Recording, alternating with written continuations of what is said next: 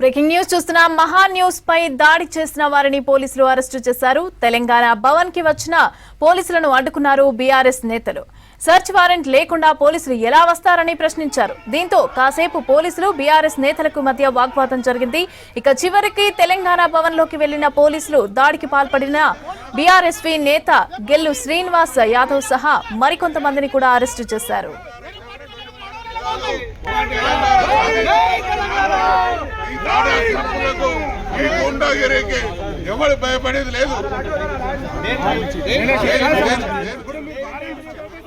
Phone tapping కేసులో కేటీఆర్ పై తప్పుడు కథనాలు వేశారని ఆరోపిస్తూ ఇవాళ జూబ్లీహిల్స్ లోని మహా న్యూస్ కార్యాలయం పైన దాడికి పాల్పడ్డారు.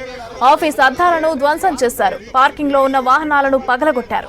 ఆఫీస్ లోపలికి దూరిన బీఆర్ఎస్వి నేతలు కంప్యూటర్స్, ఫర్నిచర్స్ తో పాటుగా కెమెరాలను కూడా ధ్వంసం చేశారు. ఈ దాడిని అన్ని రాజకీయ పార్టీలు ఖండించాయి.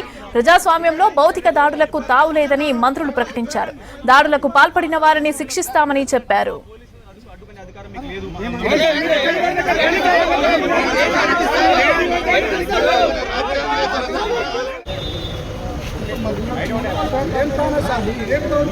మరి వెళ్ళిపోమంటారా అబ్బాయి అడవులకు?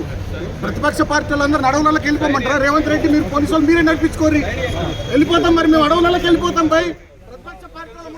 మహా న్యూస్ పై దాడి చేసిన వారిని పోలీసులు అరెస్టు చేశారు. ఇక తెలంగాణ భవన్ కి వచ్చిన పోలీసులను అడ్డుకున్నారు బీఆర్ఎస్ నేతలు. సర్చ్ వారెంట్ లేకుండా పోలీసులు ఎలా వస్తారని ప్రశ్నించారు. దీంతో కాసేపు పోలీసులకు బీఆర్ఎస్ నేతలకు మధ్య వాగ్వాదం జరిగింది. చివరికి తెలంగాణ భవన్ లోకి వెళ్లిన పోలీసులు దాడికి పాల్పడిన బీఆర్ఎస్వి నేత గెల్లు శ్రీనివాస్ యాదవ్ సహా మరికొంతమందిని అరెస్టు చేశారు.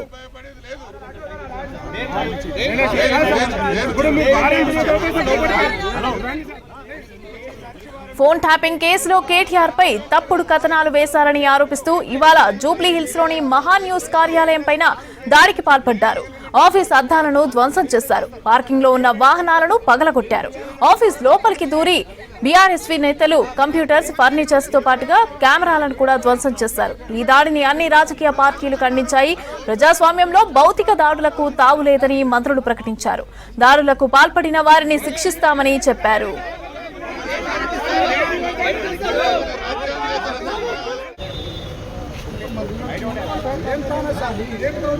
మరి వెళ్ళిపోమంటారా అబ్బాయి అడవులకు?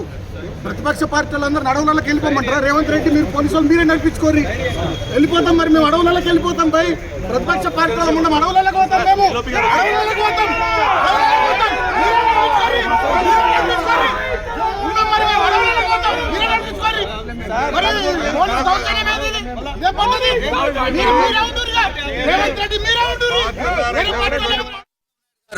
అదే మా నాయకుడు తెలంగాణ కోసం 6 నిమిషాలు పనిచేసి తెలంగాణ ఉద్యమం చేసిన కేటీఆర్ గారి మీద అసత్య ప్రచారం చేసిన మహా